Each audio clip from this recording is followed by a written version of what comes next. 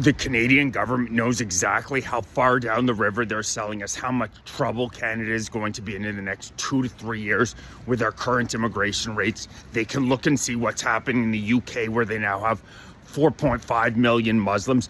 If you watch videos of what's going on in the UK, which of course our Liberal government is well aware of, there are gangs of tens of thousands of roaming Muslim young men with masks on their faces, threatening people. There are now many no-go areas for the British people. There are 82 Sharia courts in that country. The citizens continue to talk about how they don't feel safe going outside, and you say, that seems kind of similar to what's happening in Canada, but it's not quite as bad. We've now had hate mobs on our streets for the past 2.5 years, fake body bags chanting about globalizing the Intifada, which means global violent revolution. We've seen people in masks, the most un-Canadian garbage you've ever seen. We now have 2 million Muslims in this country. We know if we continue to allow extremists into the country, we absolutely know this religion has committed 65,000 terror attacks since 2001. It's just a statistical fact. It's a religion with more extremists, particularly among their young men. It is a totalitarian religion. You go visit one of these Muslim majority countries, none of the values are similar to what we have in Canada. It's all Sharia law. Women can't leave the house without written permission or a male escort. Gays are thrown off buildings. If you so-called blaspheme against Allah, you're sentenced to life in prison. And we know because we see what's happening in the UK. The UK is a couple years ahead of Canada in terms of their demographics, in terms of the millions of people that they've allowed in who absolutely hate their society.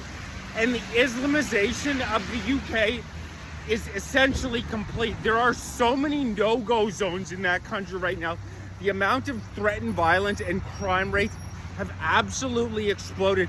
Nigel Farage from the Reform Party is going to win, walking away in the next British election due to these insane policies implemented by Keir Starmer and Labour.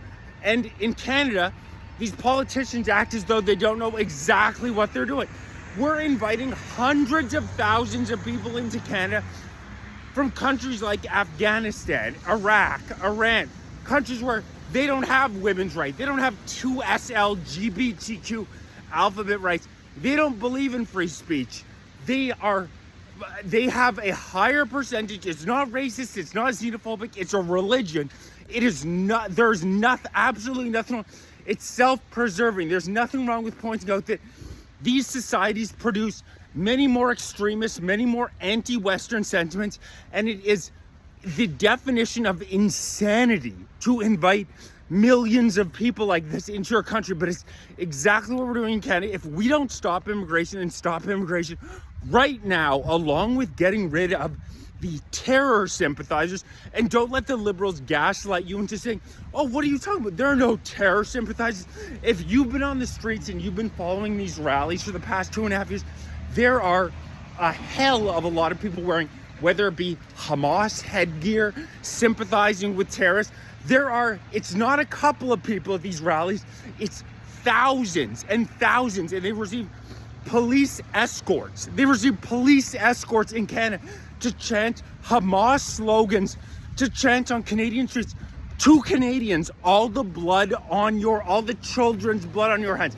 It's enough to make you want to throw up, and you just think to yourself, if we were to show up in their country and do something like that, we would be done in 5 seconds. But this so-called empathy in Canada, I don't know if you saw, but our senior most army official got out and started crying yesterday about, I'm so sorry to everybody who's in the Canadian Army who's dealt with racism and sexism and misogyny. It's like, defend the fucking country, you moron. These absolute retards who don't live in the real world whatsoever. We have serious enemies, and it's going to get worse. And we've only been spending 1.3% of our GDP on self-defense. Worry about defending the goddamn country. You're worried about somebody's feelings being hurt in the army. It's so pathetic. These Liberal leaders are so weak and feckless, and they invite millions of people into Canada who absolutely despise us. There's no doubt about it. If these guys have a TV, You can watch what's happening in the UK right now. It's a goddamn disaster. It's a disaster in the UK, and they are demographically the only G7 country that's been more extreme than even Canada in terms of immigration policy. They have 4.5 million Muslims in that country right now. The amount of everyday regular Brits who are just worried that they're not able to go about their lives and live because everybody knows the grooming gang scandal, the horrific surge in violence that they've seen in the UK. And it's directly related. They'll gaslight you, they'll lie to you, they'll make up every excuse. It's directly related to the unlimited immigration from areas of the world that, I don't care what a liberal tells you, these countries with Sharia law do not share the same values as the Western values the founding had. These people do not believe in free speech. These people, I always laugh when I see the gays for Gaza signs, chickens for KFC, my God, or the feminists for Gaza. It's like, for God's sake, if you went to one of those 56 Muslim majority countries with your set of values, you would be booted out, or even worse, in 24 hours or less. These people's brain, the so-called empathetic woke left, their brains have fallen out of their head. It is a brutal world out there. It is a brutal world out there. And if you're not willing to fight to defend yourself, you are done. And in Canada, we're putting down in our arms and we're saying, come on in. We're the bad guys. We're the big bad guys. Are you effing kidding me? Our ancestors didn't fight and die valiantly. World War I, World War II. The Canadian fighters at Vimy Ridge were known as being, when you read about it, the most courageous, the toughest fighters. So much to be proud of as a Canadian. And now our government tells us we're the bad guy, and you have to let infinity people into the country that hate you, and you need to receive police escorts to say chants like, Canadians, all the children's blood on your hand. This liberalism is a mental disorder and is the enemy from within. These people hate us. Many liberal Canadians hate our country, hate our way of being.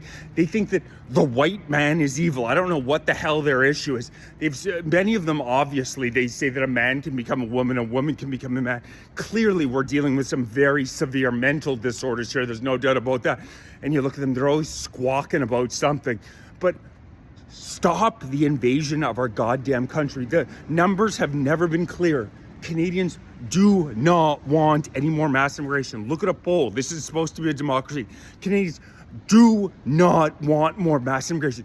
Shut our goddamn borders now. We are full. We have 2 million Canadians using food banks. We have 7.1% unemployment, 22% youth male unemployment. Shut the goddamn borders, you scumbags. Please like, share, subscribe, join, become a member, donate, grab some gear. Really appreciate everybody who supports. We need to get this message as far as we can.